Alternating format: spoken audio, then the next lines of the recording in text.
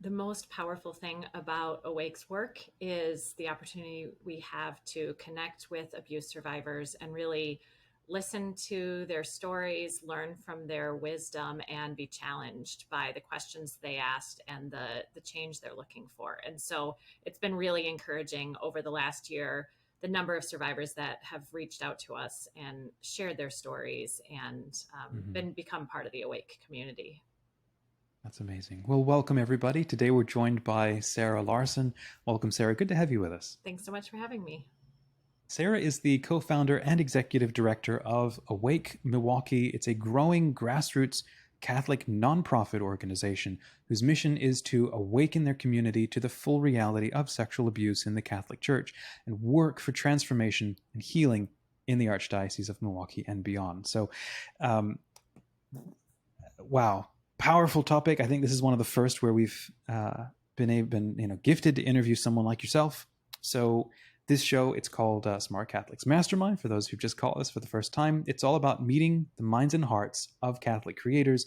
They devote their time and talent to mastering their vocation, their journey, so that normal people like you and I can live fuller lives faster, maybe get a little smarter.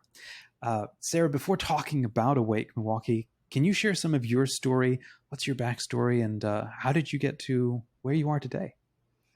Yeah, thank you so much for having me and for being willing to engage this difficult but important topic. So, I'm a cradle Catholic. I've been very committed to the Catholic Church really my whole life. And I was working in parish ministry for about 8 years. I was doing family ministry in a work that I really loved, working with families and children and really trying to just bring the good news of Jesus to this community. And in the summer of 2018, I started to pay attention to this issue of abuse in the church, especially with the Pennsylvania grand jury report and the breaking of the scandal around former Cardinal Theodore McCarrick.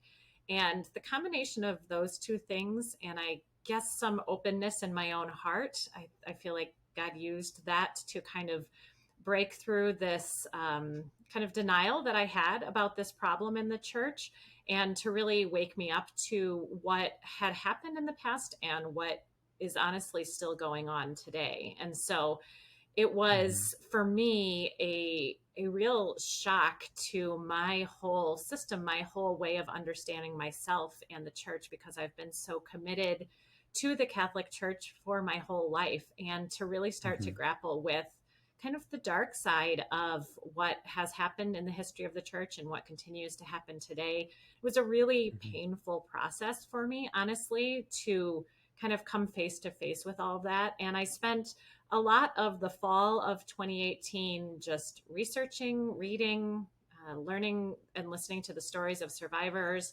and really wrestling with God and with my faith and with what I might be called to do in response to all of this. And so Mm-hmm. ultimately, after a lot of discernment and prayer, I ended up leaving my job in parish ministry. And I knew that I was being called to do something related to this Mm-hmm. issue of abuse in the church, but I had no idea really what that would look like. I just knew I needed to make the space and kind of say yes to this invitation from God. So I started writing a blog because I'm a writer and I was just processing a lot of my own thoughts and feelings. And that blog, In Spirit and Truth, I still write today. But then what ended up happening is I started connecting with fellow Catholics, especially in the Archdiocese of Milwaukee, who cared about this too, and were also Mm-hmm. trying to discern what they should do in response as people who love the church and also want to help our church be better. And Mm-hmm. ultimately, that's what led to the founding of Awake. Amazing, amazing. If it's okay, I'd like to ask about that. You said you struggled with the reality of all of this, and um, just yesterday, I think I was watching a video or something, and brought up the same sort of thing, and I'm feeling anxiety and resistance, and all of a sudden realized, wait, why am I feeling that? Do I need to? Mm. um, I'm curious, uh, what was it that you were resisting about as you're learning this stuff, and how did you end up resolving that or coming to peace with that? That's a really good question. I would say, honestly, it's still an ongoing struggle. So I don't know that I can say that I've totally come to peace. But I think Yeah. that for me, I was a person who kind of believed this narrative that I think is pretty common among committed Catholics. This story that, abuse in the church was a terrible thing that happened a long time ago, a few bad Hmm. apples. And then when we found out about it as a church, we dealt with the problem. We have since created safe environments, and the problem is over and done with. And now we can move on to the real work of the church. And so I think that was, at least subconsciously, what was in my head. And when I started to really look at the facts of the situation, and for example, the scandal with McCarrick really made clear to, I think, many of us that there's still an ongoing problem, and that there are still people in authority in the church who are not taking appropriate action. And so for me, that really shook my understanding of the church and my sense of kind of all of us being in this together and working in the same direction. And so for me, that was really, really challenging. But it was also a real, I think, an invitation from God to really be willing to get into the mess of human reality, the reality of the church, and Hmm. to not be afraid of entering into places of pain and suffering. And I think that I, and probably many of us, have sometimes a tendency to try to just steer away from those areas that are messy and complicated and painful.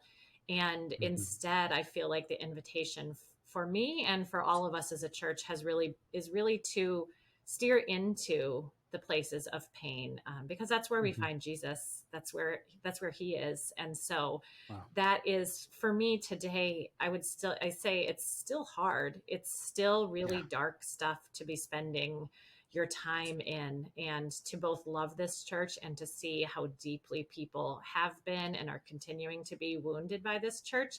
It's a Mm. hard tension to hold, I think, in one's mind and heart. But for me, this sense of being with Jesus and being ready to really look at the cross and be with people at the foot of the cross, I think for me is what helps me stay grounded and stay hopeful, actually, in the midst of all of this really hard and painful work. Hmm. I love the use of your phrase there, to steer into the pain. Mm. I'm thinking of the ship of the ship of the church, and to course correct into everything that we've been avoiding, and just reminds me of the Holy Father speaking of the church as a field hospital, Mm-hmm. and like first responders running into where it's needed. So, what does Awake then do, and how long has it been up for? So Awake got started in a very small way about 3 years ago. So we're a very young organization, and we've been growing very quickly. I think because there's a real hunger, I think, within the church and within the community of abuse survivors to really be able to grapple with this issue, and in a to come from a place of both faith and honesty about the issues in the church. And sometimes it's very difficult to hold those two things together, but that's really the approach that Awake is taking. And I think that's Mhm. somewhat unique, and that's what's kind of led to so many people being drawn to our work. So we are, our main focus is addressing the issue of sexual abuse in the Catholic Church and supporting survivors of that abuse. So we do that through education. We have a weekly blog that offers a lot of great helpful content, including a survivor story feature that is really powerful. We Wow. have bi-monthly Courageous Conversations online speaker series that's been really important in helping the community both connect with one another and understand these issues in a deeper way. We try to stay rooted in prayer. We have regular prayer offerings.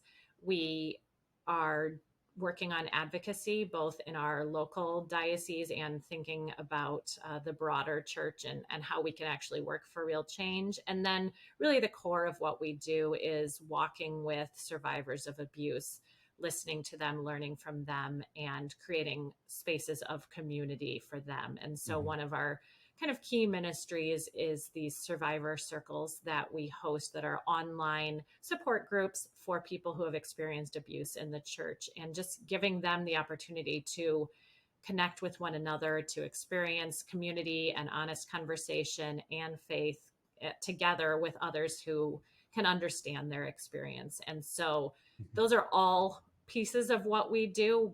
We're always growing and changing. We just hosted, for example, synod sessions as part of Pope Francis's listening initiative in the Catholic Church. And so right now we're working on writing our reports from these synod sessions. We had more than 100 people participate, about half of whom are people who have themselves experienced abuse. And so we're really working on trying to synthesize those contributions and lift up the experiences of those people who've been harmed by abuse in the church to make sure that they're being heard in the broader Catholic community.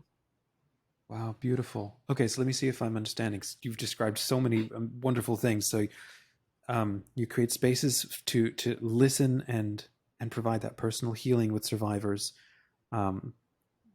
drawing conclusions and maybe action items out of what they're saying, hence the synod sessions. And you produce blogs and videos and conversations. And then you've got these online meeting spaces. And then I missed, did you also do these like locally? And is it just restricted to Milwaukee, or I know you said the word beyond. Yes. So what's your impact? It's actually been a constant discernment process for us.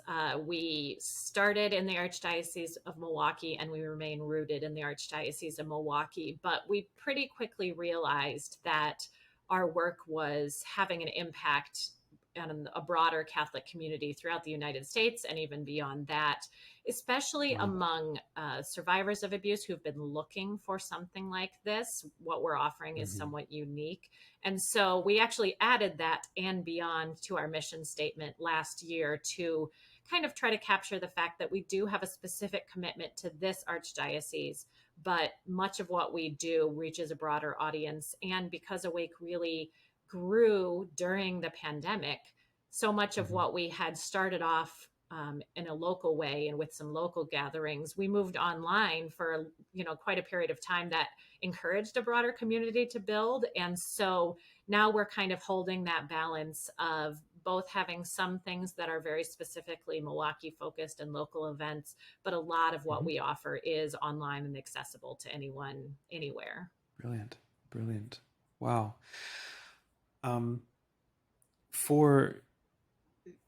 Given that you're open, I mean, it's a website, anybody around the world can get in touch with you and so on. Who's the best kind of person to reach out and maybe connect with you, to support you? Obviously, there's survivors in the Milwaukee diocese. Who's the best kind of person to get in touch with you, to support you and work with you?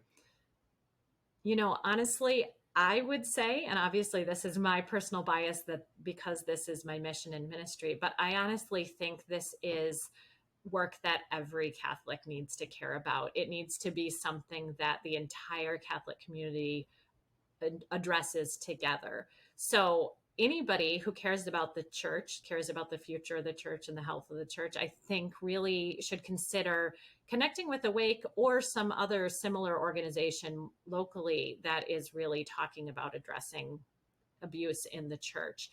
I would say that if you are a person who has either experienced abuse in the church or know a family member or friend who has experienced abuse, or if you're a Catholic that this issue just kind of nags at your conscience and you think about it and you wish we could do more, we're doing something and we would invite you to be part of that. So if any of those things describe you, or you're just, like I said, any Catholic who cares about the church and wants to see us do better, we would love to hear from you. We'd love to have you join us at one of our online events, follow our blog, subscribe to our email, follow us on social media. There's a lot of ways to connect and to just make yourself more aware of these issues, even if you're not at a place where you can get super involved.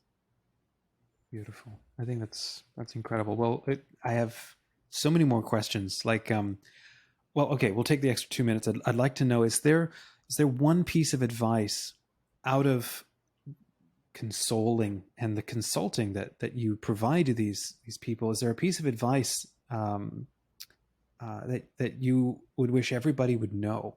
And this is a bit different to the 1 minute message to the world, which is maybe from your heart to Catholics everywhere, but in specifically to people who have been suffering from abuse, whatever that could be. Is there one top piece of advice that you keep coming back to and encouraging people with? Are you talking about what I offer to survivors themselves? Or that Well, those there's voices a good speak question out? too. I'm mostly Okay. thinking perhaps for the rest of us or family Okay. members or people who know Yeah. of this issue who haven't directly experienced it. Yeah. I mean, I think that we need to start from recognizing that this is a real problem and it's still a problem. Abuse and cover up are still happening today. And we all, I think, need to get to a place where we're ready to face that honestly. And from there, I think we can move forward in hope, because this is really dark and difficult work. And these are hard issues to think and talk about. But I think if we can address them in the context of community and in the context of hope, I think there's a lot that we can do. And so we don't want to get stuck in thinking about where we don't have power, what we can't change, and to instead really focus on what am I called to do? What can I influence? And that's really where Awake comes from. And that's where I really hope that all Catholics, laity, and clergy alike will say, what can I do? I think that's wonderful. I think there are a lot of people where it's this issue that is a deciding factor in them just dropping everything and walking away. And to see folk like yourself, who can still see the light, it's heartening. So God bless you for your work. For those who are, if you're watching, if this sounds like you, if it's resonating with you, please do hit that like button. It does help more people to hear more about Sara and her work, to discover her message. This show is brought to you by the Free Catholic Community on SmartCatholics.com. We're free of trolls and ads and toxicity. We're faithful to the Holy Father, Pope Francis, and the Church. And we're committed to this culture of kindness and learning. If that sounds like you, come and check us out on SmartCatholics.com. Sara, how can people get in touch with you or get in touch with Awake Milwaukee? Learn more, volunteer, get involved? You can check out our website, awakemilwaukee.org. I would encourage you to especially look for our letter to survivors, which is a letter of apology and solidarity with those who have been harmed. And we invite Catholics to add their name as a gesture of support. You can also find us on social media, on Instagram, Facebook, and LinkedIn. And you can always reach out to me by email, Sara Larson at awakemilwaukee.org, or on LinkedIn. Be happy to connect with you in any of those ways. Beautiful. I'm having a look at your letter to survivors. How do I add my name to it? So if you are looking at the Get Involved tab, you click on Sign the Letter, you will find it. Okay, there we go. And I'm scrolling down midway. I can see where it says, click here to add your name. And there you go. Okay, so on that page, scroll mid down, folks. Let's add more people to this list. God bless you for this. In wrapping up now, Sara, if you had 1 minute to share a message of maybe encouragement or just a message from your heart to other Catholics everywhere, what would you like to say? I guess I would say that this reality of abuse and institutional betrayal in the church has left deep wounds in the body of Christ. And as members of that body, we're all responsible for the work of transformation and healing. And I would just offer the encouragement that it's possible. There are things that we can do. And so we don't want to get stuck in hopelessness, because there is a lot of good being done, and we need more Catholics to care enough to take action and get involved. So I just hope that people will take to heart the reality that there is both a lot of pain and also a lot of hope.